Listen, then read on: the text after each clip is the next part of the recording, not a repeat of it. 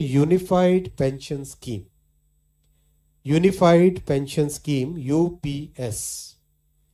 आप सब जानते हैं साथियों कि सरकारी कर्मचारी देश भर में सामान्य नागरिकों की सेवा करते हैं, चाहे शिक्षक हो, स्वास्थ्य डॉक्टर्स हो, नर्सेज हो, सफाई कर्मचारी हो, पुलिस हो, रेलवे के कर्मचारी हो, डाक सेवा के कर्मचारी हो, कृषि वगैरह में हर एक फील्ड में सरकारी कर्मचारी देश भर में सेवा करते हैं और उस सेवा से समाज की एक व्यवस्था चलती है। और सदियों से सरकारी कर्मचारियों का बहुत एक महत्वपूर्ण किसी भी सोसाइटी में स्थान रहा है, चाहे पास्ट देखें, आज देखें, चाहे डेवलप्ड कंट्रीज देखें, डेवलपिंग कंट्रीज देखें, सब जगह गवर्नमेंट एम्प्लॉयज़ का, गवर्नमेंट के एक पूरे स्ट्रक्चर की बहुत बड़ी वैल्यू रही है। सरकारी कर्मचारियों की सामाजिक सुरक्षा, सोशल सिक्योरिटी से रिलेटेड मैटर्स हमेशा से उठते आए और समय समय पे बहुत अच्छे निर्णय भी लिए गए। खासकर जो सेवानिवृत्ति यानी रिटायरमेंट या सुपर एन्युएशन जिसको कहते हैं टेक्निकली, सुपर एन्युएशन के बाद में पेंशन जो मिलती है वो सामाजिक सुरक्षा का बहुत बड़ा एक महत्वपूर्ण उसका पिलर है, उसका बहुत बड़ा एक महत्वपूर्ण भाग है। देश भर में सरकारी कर्मचारियों की तरफ से हमेशा मांग आती रही कि जो एनपीएस स्कीम है उसमें सुधार किए जाए। सुधार के लिए एक कमेटी बनाई थी माननीय प्रधानमंत्री श्री नरेंद्र मोदी जी ने अप्रैल 2023 में। डॉक्टर सोमनाथन साहब जो कि आपके सामने आज कैबिनेट सेक्रेटरी डेजिग्नेट के हिसाब से बैठे हैं, आप फाइनेंस सेक्रेटरी के हिसाब से इस कमेटी के चेयरमैन थे और इस कमेटी ने एक्सटेंसिव कंसल्टेशन किया, एक्सटेंसिव कंसल्टेशन। 100 से ज़्यादा एम्प्लॉयज यूनियंस एसोसिएशंस के साथ कमेटी ने डिस्कशंस किए, कई मीटिंग्स हुई, कई राज्यों के साथ, करीब करीब सारे ही राज्यों के साथ इस कमेटी ने इंटरेक्शन किया।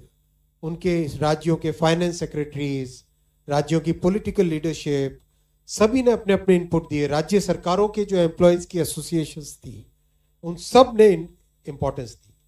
तो जिस सीरियसनेस के साथ प्रधानमंत्री श्री नरेंद्र मोदी जी ने इस विषय को लिया, आप सब जानते हैं कि मोदी जी के काम करने की शैली में और विपक्ष में एक बहुत बड़ा डिफरेंस है।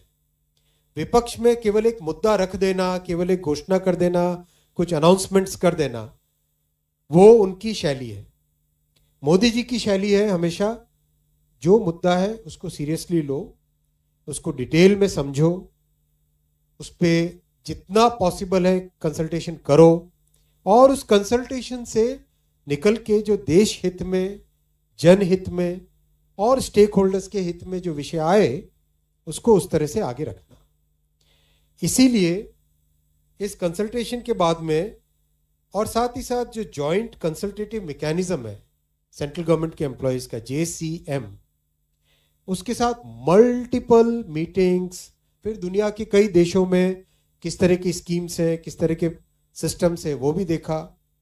फिर भारत की जो अर्थव्यवस्था है और केंद्र सरकार का बजट है उसको समझने के लिए रिजर्व बैंक ऑफ इंडिया के साथ, वर्ल्ड बैंक के साथ, सबके साथ कंसल्टेशंस हुए और इस कंसल्टेशन के बाद में एक यूनिफाइड पेंशन स्कीम का रिकमेंडेशन इस कमेटी ने किया।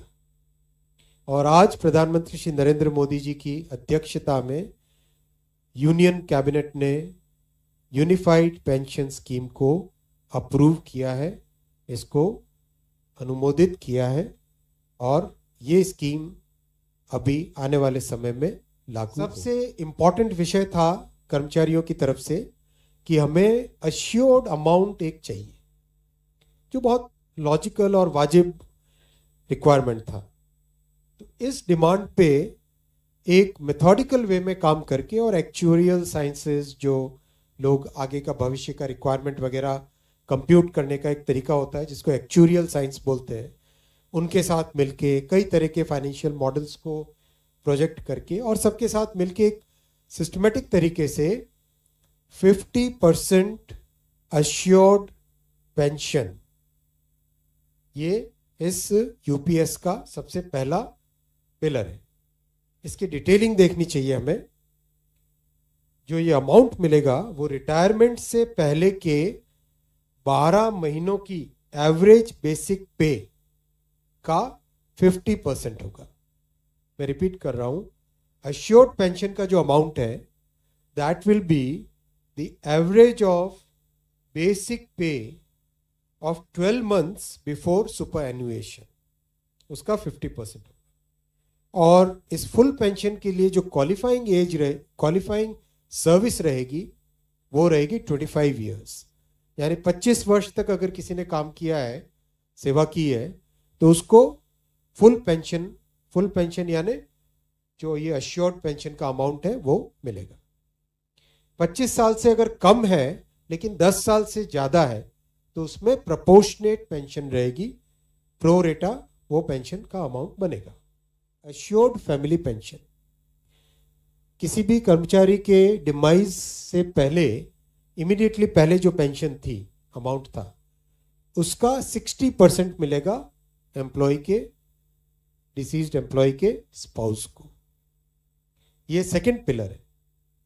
थर्ड पिलर है अश्योर्ड मिनिमम पेंशन।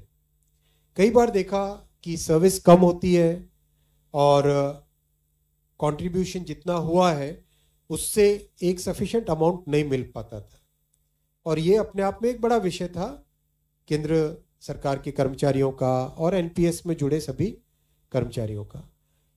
इसीलिए एक minimum assured pension, assured minimum pension 10,000 rupees per month, वो इसमें यूपीएस में थर्ड पिलर ये रखा गया।